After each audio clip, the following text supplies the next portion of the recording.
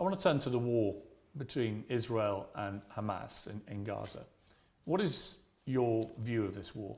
I think when you call it a war, you're doing a disservice to the people who are having their limbs blown off by some of the most advanced technical weaponry on the planet. It is a genocide and it is disgusting. And it doesn't matter which side of the political spectrum you fall on. When you observe a genocide in front of your very eyes, you should be disgusted. Which side is waging genocide? The Israelis are genociding the Palestinians, and you know it as well as everybody else does. Well, then it seems like your bosses are not allowing you to know it. What do you think of what Hamas did on October the 7th? Why are you starting the story in the middle, Piers? I just asked you about the wider war.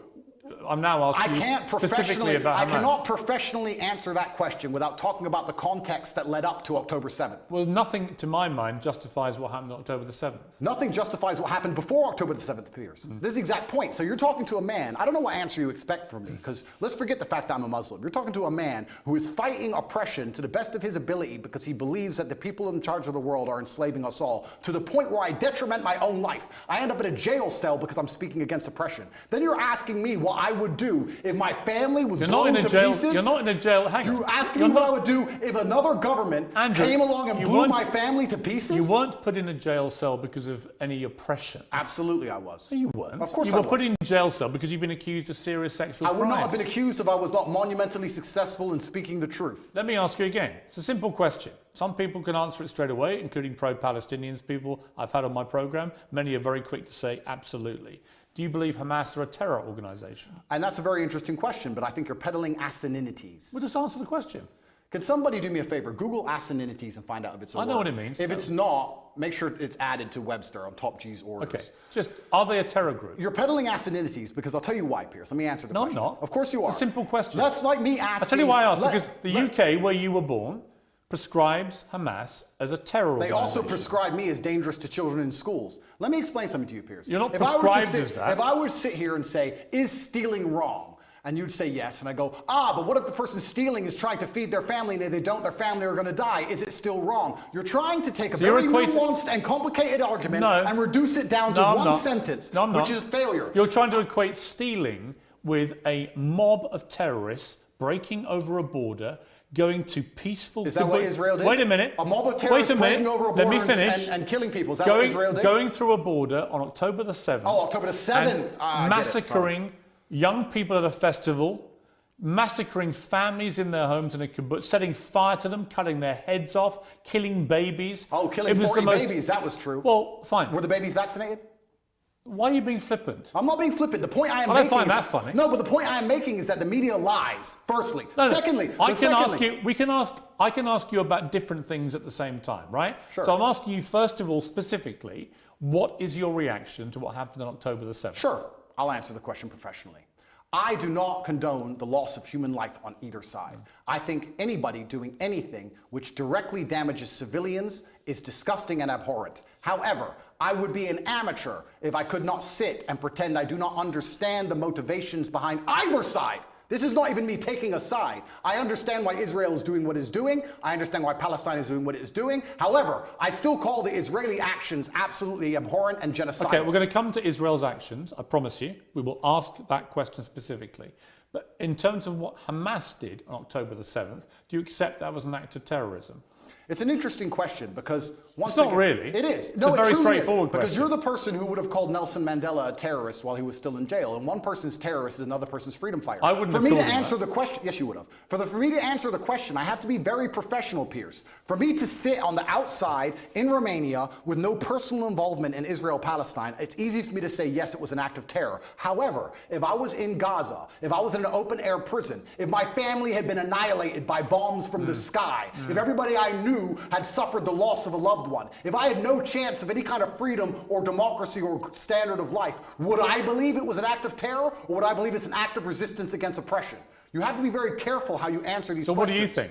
I think I understand what happens when you take people and put them in such an inhumane condition. For anybody to sit and say that you're going to take people and put them in absolutely inhumane conditions and give them no standard of life, and they're not allowed to ever fight back, or they are terrorists. But I can agree with you. Anyone who does that is an amateur. I can agree with you that the plight of the Palestinians for many decades has been absolutely shameful. So what did we think was going to happen, Piers? No, nothing justifies what happened on October the 7th. So what are they supposed to do? Nothing. So what are they supposed to do? That was an act of medieval barbaric terrorism. Nothing justifies it. Did they suffer acts of medieval? Did they suffer acts of medieval barbaric? Did they suffer acts of medieval barbaric terrorism before that date? Yes. And it's unfortunately an eye for an eye in this world. Tell me, I'm not condoning. I'm being a professional and answering to you why it happened. Give me one example of where Israel, without any provocation, went into...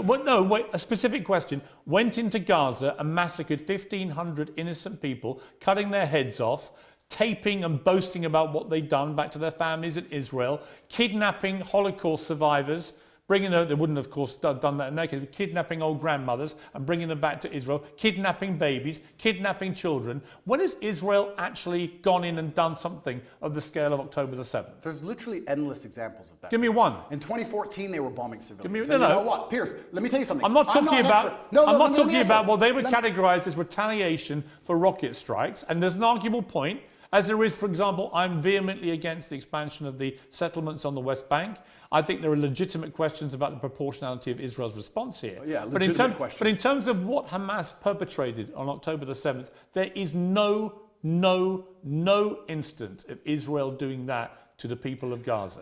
And you have to accept that. If you don't accept that, you're either deluded or you're deliberately not wanting to say the obvious, which is that was an act of terrorism, because you're concerned about upsetting people in Palestine. Is that the case? Let me go back to my first point when I said you're peddling asininities. The reason I said that is because to look at a situation, no matter how heinous, and to ignore all of the context and pretend that you do not understand why said situation happened Nothing justifies terrorism on that scale. Nothing. Is asinine. No, it's not. Because it's not about justification. Let me tell you why. Piers, it's not about justification. Let me tell you, it's about understanding the realities of the world. Let me tell you the reality of the world. Hamas came to power in 2005.